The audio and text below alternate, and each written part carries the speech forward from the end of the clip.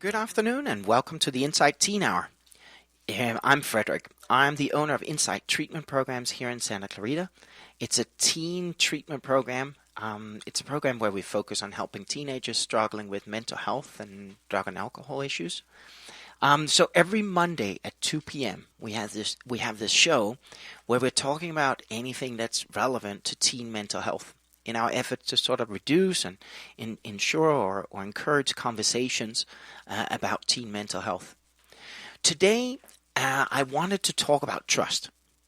I think that everybody almost, or all the families that come to Insight, they're all struggling with building up the trust between the teens and the parents.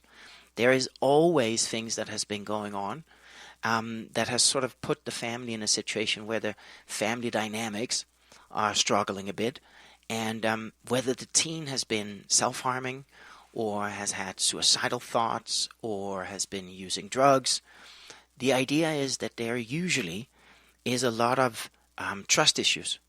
The teens doesn't trust that the parents has their best interest. The teen doesn't, and the parents don't trust the teens anymore. They're scared that if they don't keep things under control, then bad things can happen. So there's usually a lot of work that needs to be done related to the trust in the family to build up that trust, generate that trust. Some teens or some parents obviously has some trauma that makes it hard to build up the trust.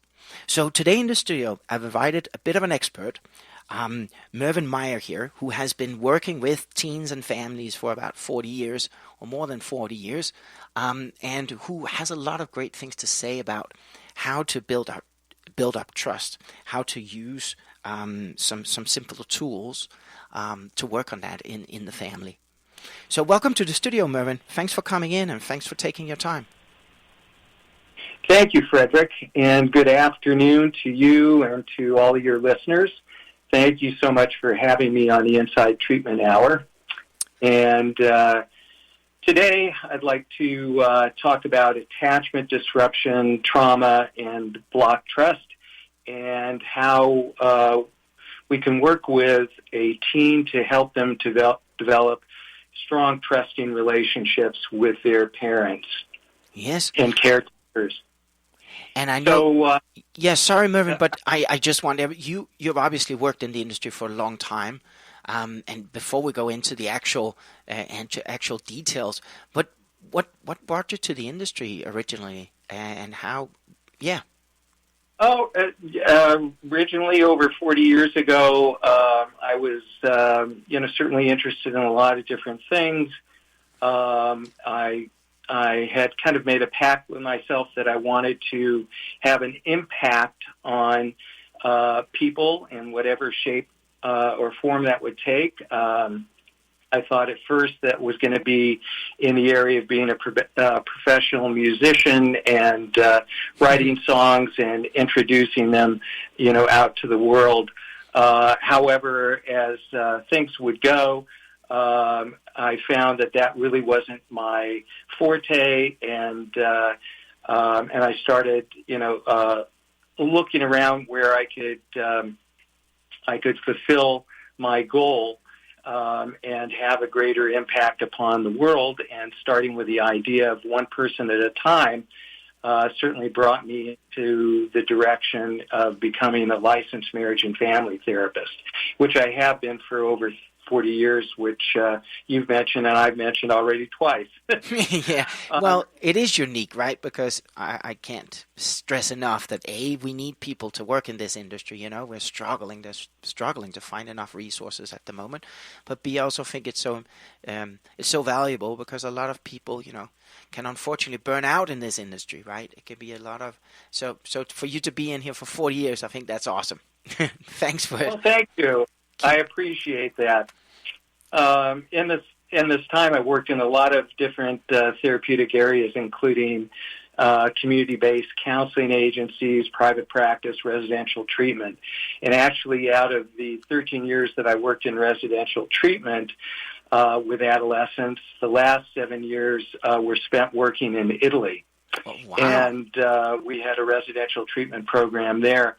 And along with never eating so well in my life, The experience in Italy deeply influenced my work with families and furthered my knowledge of really the importance of supporting the nurturing the family unit.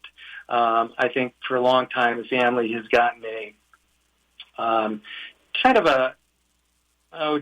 a bad notices, and I think it came with the idea and the words, I think from Bradford, about the dysfunctional family, and sort of put all the negative emphasis on related to the family rather than working with the positive components of the family and helping them to strive and to become a much more healthy family unit. So I really take a look at working with the family from really a strengths-based basis, and to help them to work with what they've got, not from a perspective of what they don't have.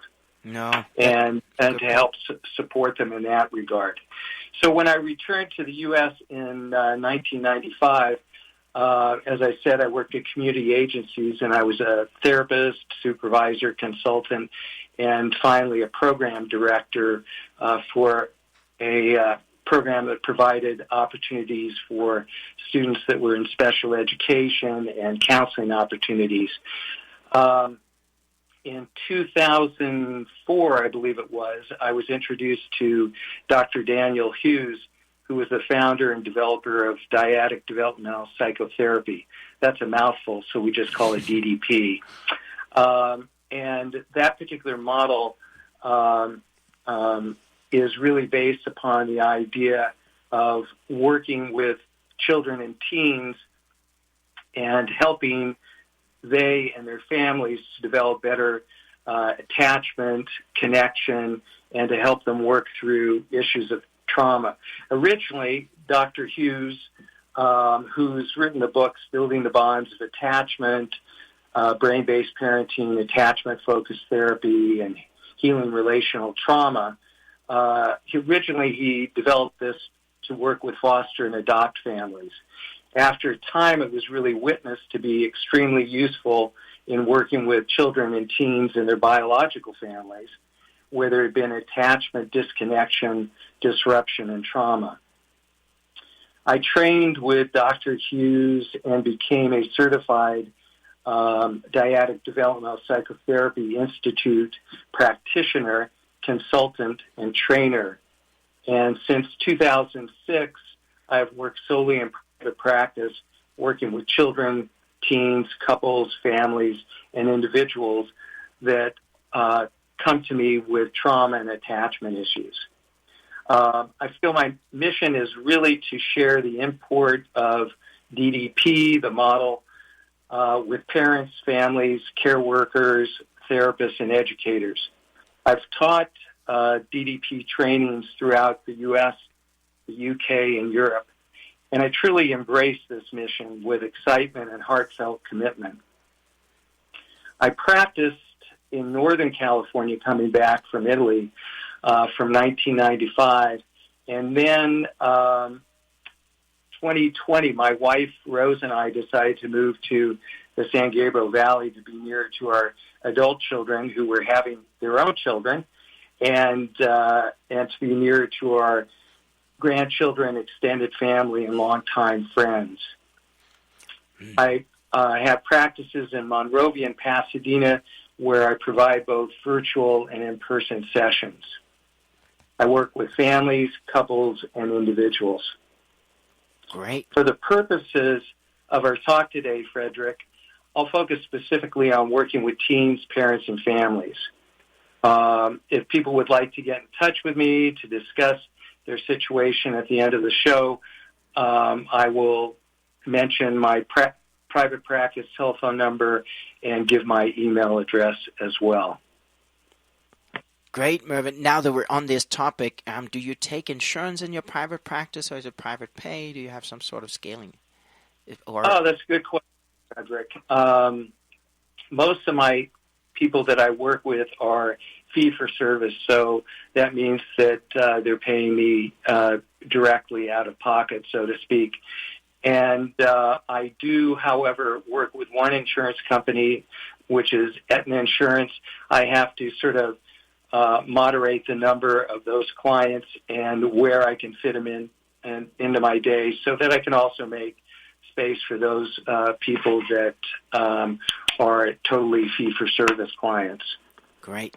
Mervin, so before we sort of go into maybe some of the details about P.A.C.E or DDP, I just have a bigger question to ask you, because a lot of parents sort of come to me, I feel, and say, look, how come that this relationship between my 16 or 17-year-old teenager and us as parents, how come that that's so important, considering that this is also the time in their lives where they typically would, try and get their independence, would move away from mom and dad, would not try to live without their I wouldn't say relationship, but there's this funny thing happening, right? And on one hand, we want the teens at that stage in their life to move out and do their own thing and get their own experiences. But at the same time, this relationship between parents and teens are so crucial in those years still. And, obviously teens are in many ways showing, hey, I don't need a relationship. I don't, it's about my friends. It's about peer support. It's not about my relationship to parents anymore. Do you have any input? Do you have anything that you feel that, hey, this is why that relationship is so important to nurture, even at that stage of teenage life? Sure, Frederik. I'd be happy to answer that. Well, I think it's most important, to look at that, what we start with in terms of, our relationship with our children then gets fostered and develops as kids become teenagers, and with, as you say, them wanting to begin to find their own way and become, fostering themselves into the adult world. At the same time, there's a bit of conflict that's there in terms of their need to emancipate and also their need to hold on to their parents and their parents' thoughts, ideas, values, expectations as well. And I think which really gets said very well in the title of a book, and I can't remember the author's name right at the moment, but it's the title goes something like, Mom and Dad, I want you out of my life, but before you will you take Cheryl and me to the mall? So yes. It really speaks very clearly in terms of the dynamic that's there with teenagers. And much in the case that we may need to back off a bit and stop hovering or directing them to, every little piece of their life, they still have a need to have that relationship and that relationship connection, that is most important. If we just look at, for example, the whole aspect of emotional regulation, okay, children, teenagers cannot learn self-regulation without having been co-regulated. So important for their parents to be there and involved and supporting them and helping them with issues as they go through this world, which this world has become certainly, much more complicated and much more difficult to manage than when we were children and we were teenagers. So I hope that answers your question, Frederik. No, it absolutely does. Thanks for that perspective. And yes, it is absolutely true. Teenagers are going through things that we didn't go through when we were kids, right? I mean, they are challenged with things that I remember there was a parent that said to me at some point, Frederik, my kid is always telling me, well, you don't know what it's like to be me, or you don't know what it's like to be a teenager right now. And reality is, I think that is true, right? They are literally being forced to engage and to handle things that we have never been forced to face, right? Right. It's definitely, things have changed a lot for these teens. Right. But right. And, yeah, go ahead. Oh, I was just gonna say that so many of the teens that I see oftentimes with their parents, in terms of, attitude and behavior kinds of problems, present feelings of anger, loss, loneliness, isolation, abandonment, hopelessness, and which, most of these problems manifest and experiences and feelings manifest most commonly in problems like mood disorders and anxiety and depression. And I think it's important that parents understand this and understand that their kids are experiencing, a great deal. And whether their experience is somewhat influenced by household troubles, which could be divorce, violence, emotional abuse, neglect, drug or alcohol addiction, all of these influence their children negatively. And also looking at the complications we were just talking about in terms of the world and all the things that they have to deal with in terms of, the external issues of the environment, climate crisis, natural disasters, domestic terrorism, war, the COVID pandemic. And then you add into it, just social issues, created by school peers and the influence of all the social media culture. There's a lot for these kids to have to be dealing with, and it affects the teens' emotional, physical, spiritual, and mental health. Absolutely. Mervin, I think we have to go into a little break now. I'm being told we got a few more minutes to go. But Mervin, what would you say? So I know when we spoke earlier, you talked about the blocked trust in the brain, right? How do we unlock that? Can you elaborate a bit on that? What do you mean by that, and how do you work with families on that? Well, let me speak to that a little bit later. Okay. We will get to that, Frederik. Let me just. I'd like to, just kind of give a shout out to all parents who seek services, whether they're coming to see me, individually in private practice, whether they're seeking out your services as part of Insight treatment. That I think that parents are really pushing themselves, and they're pushing themselves to face their own demons, their own sense of helplessness and hopelessness of, what's going on with their teens. Because I think most parents, and you could attest to this, really love their teens. Absolutely. And they come to us with feelings of guilt and shame. And they're not only admitting that their child has a problem, but they're also struggling as well, too, and that they need help. And they need help to help their child succeed. Absolutely. And so parents are as much a part of this process and being really an intimate partner in their child's treatment process, which means that participating in parent sessions and family sessions as well. Very true. I often hear from parents who have gone through the program, right? And I ask them, so when did you really see a change in the teen's behavior? When did you see a progress in your family?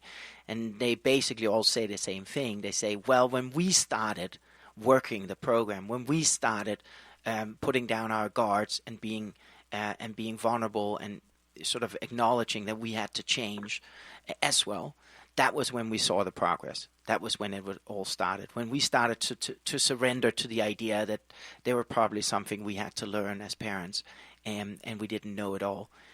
That's when the real progress happens, and that's when the teens start changing their behavior.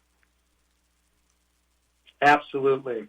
Absolutely. And it's that word you use, vulnerability, and also that other word that you used, taking down their guard, which is so meaningful and helpful because, then the teenager doesn't feel like that they are the only focus, that it's all of their problem, that a parent is saying, this is not just your problem. This is a problem. This is a problem for all of us, and we're working together to solve this problem. Yeah, that's a great point. The teenager doesn't feel that sense of abandonment, but feels that they've got a ring around them of all of those people that are there, helping to support them, as well as all the practitioners that are working with them to support them and their family. Correct. It takes a village, right? To go through does. It does. I think that comes with, parents often, at least many parents that I talk to often feel that they are supposed to know. We are supposed to know what works for our kids and how to be and how to support them. And it can be hard to sometimes acknowledge, no, I don't really know, because there is no manual for how to be a parent. And you might have 3 kids and 2 of them is great and everything is running smooth, and then there's one that's struggling behind because he or she needs love and attention and sort of in a different way, right? Right. But Mervin, I think we have to go into this break now. So okay. You're all listening to KHTS 98.1 FM, and this is the Insight Teen Hour. And here on the show today, you got Frederik and Mervin. Sorry, Mervin, Meyer here. I've had a brain fart here for a second. But we'll be back in a couple of minutes. Good afternoon and welcome back to the Insight Teen Hour. I'm Frederik from Insight Treatment Programs here in Santa Clarita. And on the studio today, I got Mervin Meyer, who is an LMFT and got his private practice. And Mervin has been in our field for more than 40 years. And he's talking to us today about relationships in the family and how important it is to build up the relationship and work on these relationships with things like P.A.C.E. And Mervin, before we start, I would love for you to elaborate a little bit about how the biology plays into the relationship in the family. Sure. I know we spoke about that in the break. Could you elaborate a little bit on that? Sure. Interpersonal neurobiology refers to, how the body, brain, and mind functions really within the context of our relationships. And, first of all, to know that we all need to feel safe in our environment and with our caretakers. And, when we do, we can create the brain pathways that will help us to fully develop physically, emotionally, intellectually, and socially. Each child needs to feel that their parents, caretakers, are available, sensitive, responsive, and reparative by their attitude and their behavior. However, when there's disruptions in home and the environment, this can really threaten a child's safety, and this can happen, even, with a child who's in utero. When a mother's life is chaotic and she's releasing stress-induced hormones, this can impact the unborn child. Mm-hmm. This can happen when a mom experiences postpartum depression and becomes less available in the needs of their newborn. This can happen with, parents who were involved in domestic violence, and a child is there witnessing this. And so it disrupts and impacts the central nervous system and impacts the brain in terms of its full ability to develop and to develop those particular parts. Especially, we're talking about the front of the brain, which is right behind the forehead here, which we call the prefrontal cortex, which is so important in terms of our thoughts, problem solving, managing our emotions, etc. But rather than spending too much information and time on that, let me give you an example of a child, child teen I worked with that had early disrupted attachment. This is a very bright, sensitive young man who had many sort of sensory proclivities, which included ADHD. And when he was younger, his mother contracted breast cancer shortly after his sister's birth. And kind of because of the combination of the mother's cancer treatment, his little sister's needs, his father working, and father's concern for his wife, the boy was left without healthy support. And he was temporarily farmed out to his maternal grandmother for care. Unfortunately, she lacked the nurturing qualities and had very high expectations for him, way beyond his chronological age. By the time that parents got him into family treatment, he was anxious, he was depressed, and he was pretty self-loathing. When things were not going well in his life, he would frequently voice that he wanted to kill himself. Working with he and his parents, and eventually including his sister, things improved tremendously for this boy and the family. They all gained the tools, which I'll explain later, that helped him to regain the security, the trust that he had lost as a young boy, and he was able to discover a greater sense of self-worth. Mm-hmm. So attachment, security, and connection can be damaged by the children's caretakers. And this, in short, can be called developmental trauma. This occurs interpersonally and generally within the family. It's devastating because the trauma comes by way of the caregivers, most caused by parents or a lack of protecting them, in a continual series of traumatic events. It's generally premeditated, prolonged trauma, which will affect the child's long-term development. This, in turn, will impact their ability to create healthy neural pathways that help them to grow to their full potential. Because it happens on the primary caregiver's watch, the child's developed distrust of their parents and adults alike.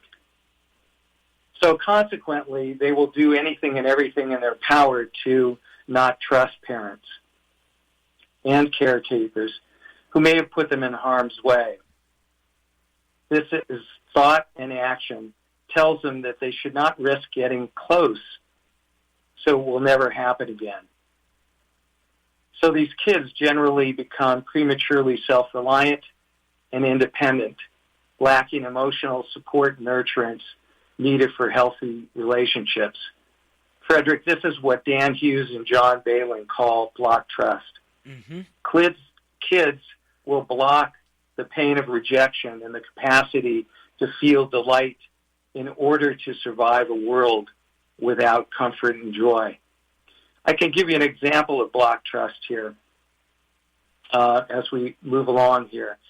I saw a family which was paternal aunt and uncle who brought their teenage nephew into therapy. The narrative was that this young man, his older sister, had lost their mother to cancer, again, a cancer situation. The young man's father was devastated, sunk into a depression. He medicated himself with marijuana and physically and mentally withdrew from his son and daughter, leaving them to fend for themselves. After time, the father, uneducated in his children's needs, allowed himself to be guided by a girlfriend for parenting support. Unfortunately, she had a military background and created a an extremely restrictive physical and emotional and mental abusive environment. The father's restrictions included hours of standing time for this boy, taping his window shut so that no light was ever visible, restricted his bathroom and meal times. He couldn't even eat with the rest of the family. He was constantly the brunt of verbal abuse, and he was remanded to serve 200 hours of outside cleanup as restitution just for a minor stain on one of the bathroom floors. And he wasn't even responsible for this. No. When this was discovered by the authorities, the boy and the sister were eventually removed and sent to live with the aunt and the uncle. I'll say in the beginning of our therapy and our work together, his aunt reported that the young man would constantly excuse himself from any and all family interaction, restricting himself to his room, bathroom, and the garage, which was set up as a man cave so he could play video games. His aunt, who was very warm, very nurturing, and so willing to love this boy, through her giving hugs and preparing, healthy, wholesome food, was just totally devastated by his rejection.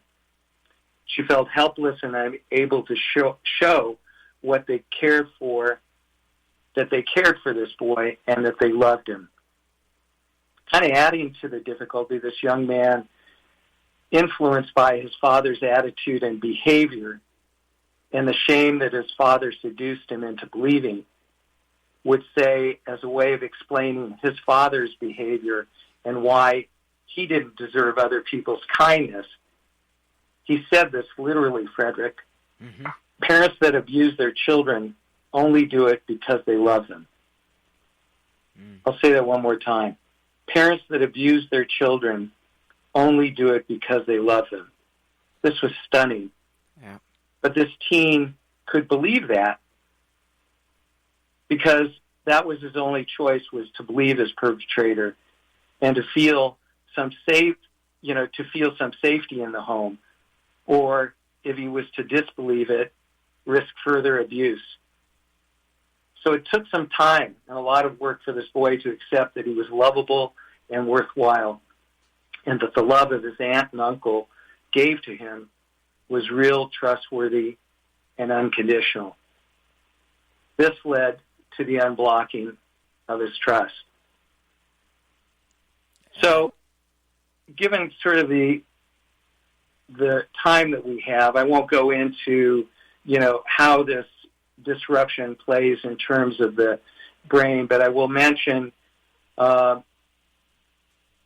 needs of a particular child and what Dan Hughes and John Balin called the 6 goals for them to begin to move from mistrust to trust. The 6 goals are to enable them to experience a gut sense of safety, to enable them to trust and recover the ability to experience sadness and seek comfort, 3, to restore their capacity for playfulness, 4, to increase their readiness and to be open and engage with others with their own reflective abilities, 5, to increase their readiness for curiosity, and 6, enable them to experience themselves as being the source of delight to others while being of sufficient value and to be given comfort in distress.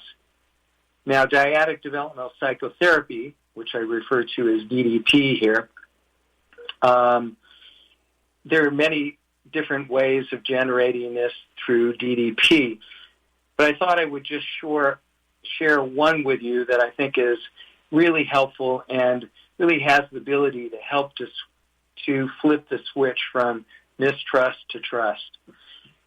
It's a way of thinking, feeling, communicating, and behaving that really aims to make people feel safe and emotionally connected.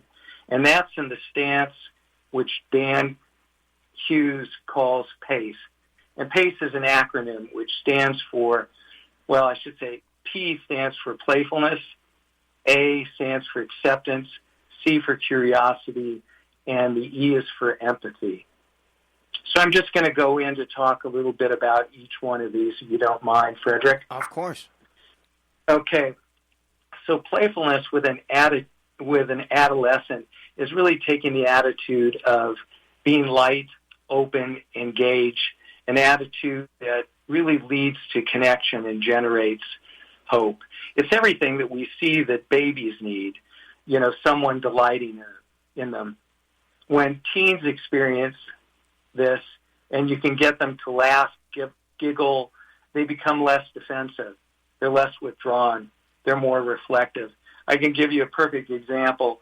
One boy came into my office, and he had his hair that was one half streaked with with blue. And so I spent a little time and just sort of teased him a little bit without, being judgmental.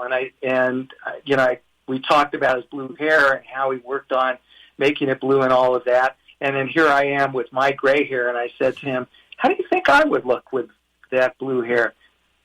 Do you think you would mind kind of, putting some blue rinse into my hair? And he laughed and he giggled, and we had, quite a conversation about that. And that really helped to forward our relationship and his feeling like he had somebody that could be playful with him, that coming to therapy wasn't necessarily, all doom and gloom and wasn't going to be heavy. Yes.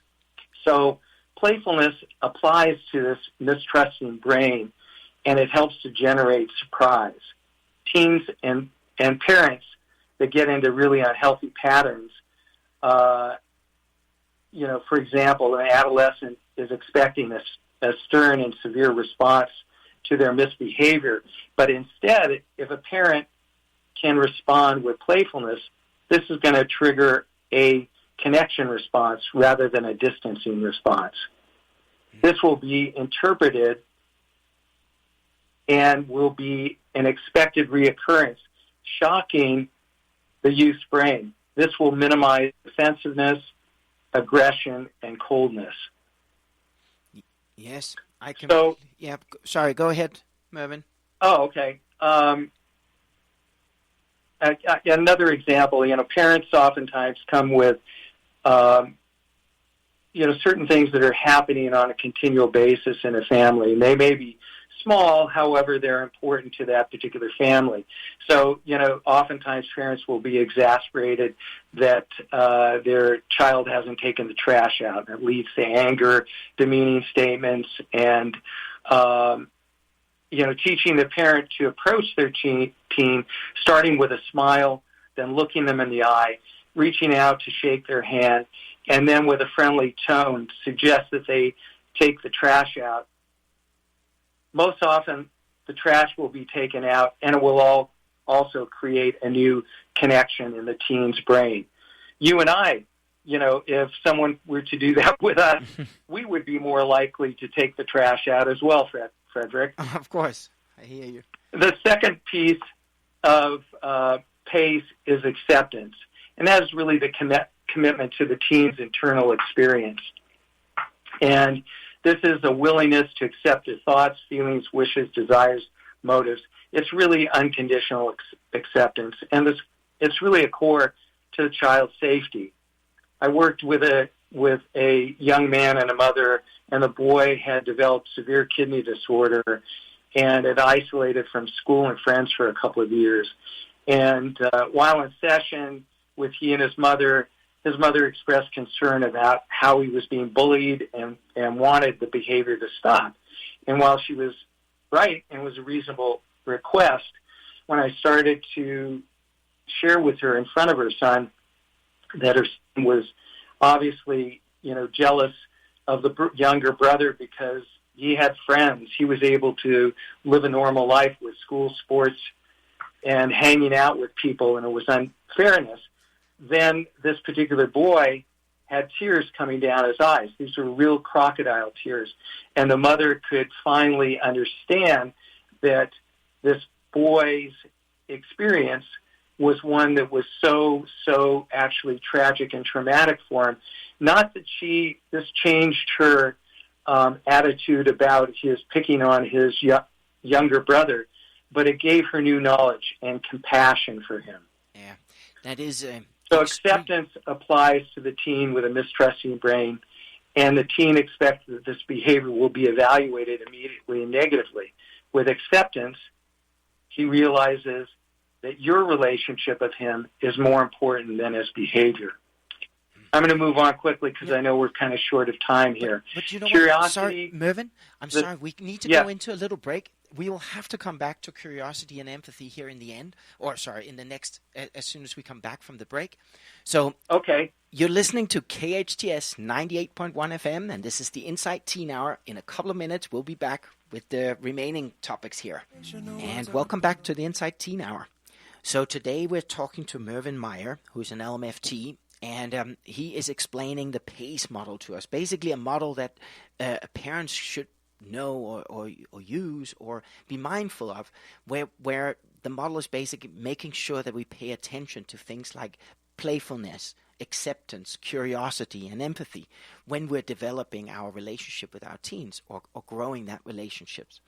So, Mervin, I know when we stopped for the break, you had just finished your explaining acceptance and how important that is. maybe we could jump straight into it and talk more about curiosity and how parents can show curiosity as they're building up this relationship. Sure. I'll jump right in with curiosity. Okay. Curiosity and more curiosity really helps to develop a greater insight, awareness into your adolescent's thinking, feeling, and behavior. What grows for a parent is a greater appreciation for their teen, their inner world, and really creates a deeper level of understanding of who your child is.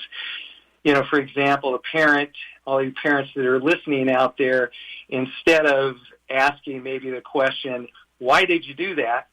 Instead ask, help me to understand why you acted this way. What led you to that choice? If you still don't understand, without being judgmental, say, I still don't understand. Could you tell me more about that? How curiosity applies to the mistrusting brain is that it shows that we are first interested in really understanding the meaning of their actions.